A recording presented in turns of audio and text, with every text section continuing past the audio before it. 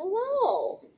Okay, so we are talking about decimal divisors today. I'm on the wrong page. So yesterday, you took notes on dividing with decimals when you have a decimal dividend. Today, we're talking about what to do when you have a decimal divisor. And we're going to be on the other side of page 14. So you have dividing on this side and dividing on this side.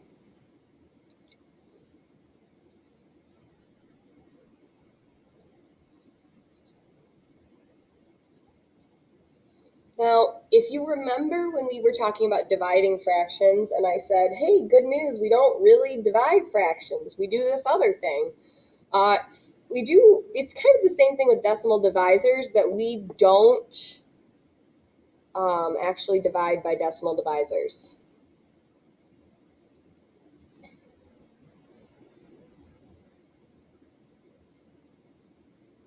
We change the problem. We make an equivalent problem. We make an equivalent fraction, really.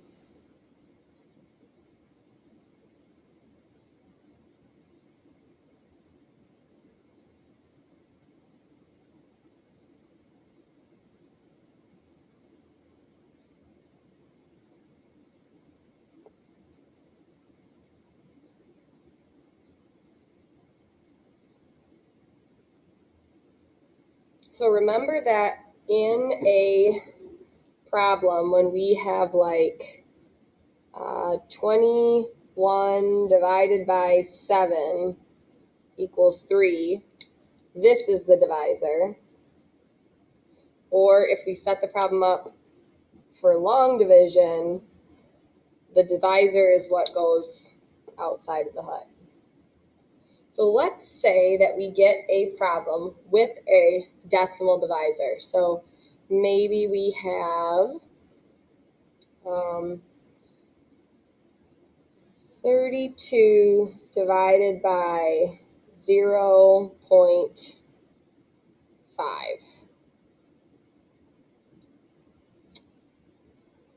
What we do to solve this is we move the decimal the same number of places in both numbers. So until we're moving the divisor's decimal until we get a whole number. So in this case, that would take one move. Okay? Well, if we move the decimal on this number, we have to move the decimal on this number. So right here, anytime you have a whole number, there's an invisible decimal point behind it. And we need to move it one number back. Now, when we move it one number back, we need something to go in that place. We need a placeholder. So now, instead of our problem being 32 divided by 0.5, our equivalent problem is 320 divided by 5. Now this, we know how to solve.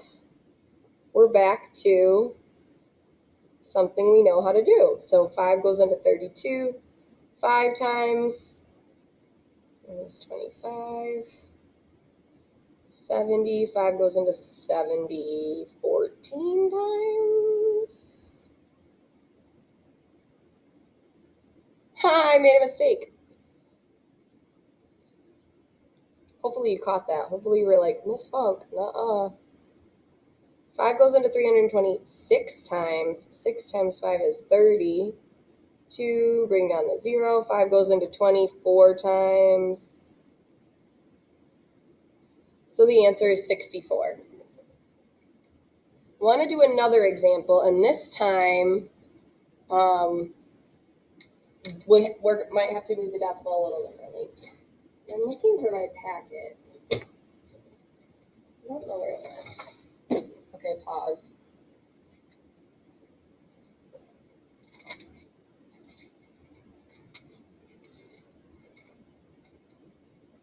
All right, let's do 2.6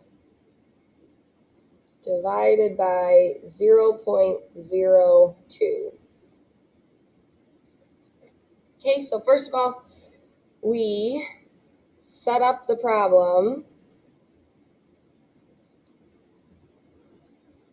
and we have to move the decimal until this is a whole number. So I have to move it 2 times. So I have to do the same thing over here. 1, 2 times. And I'm going to put a 0 in that place. So now my question is 260 divided by 2. Pause the video, solve that. And then once you've solved it, come back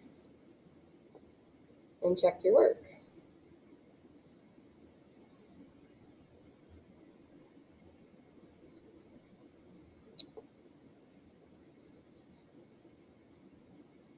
Now you might be wondering, how do I know where to put the decimal? Well, the decimal is always going to go directly above where it was in the dividend. That's what we figured out yesterday, right? That the decimal always goes directly above where it was in the dividend. Same thing is true here. It's just that when it goes wherever we moved the decimal to. Okay, one more, just for good measure.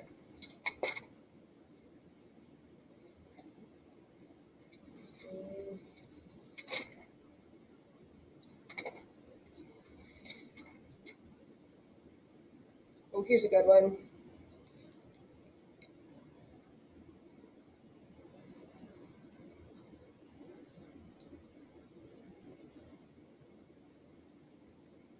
All right, pause the video, try this one, and then when you're done, come back and hit play and see if you got the right answer. So you should have paused, and now this should be you have unpaused. All right, so first I have to move the decimal until this is a whole number.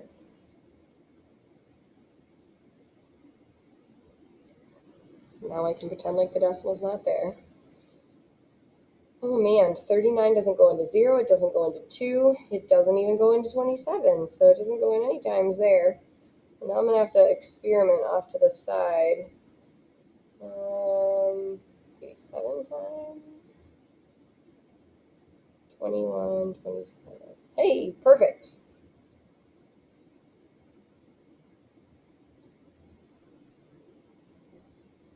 0.6 is my answer.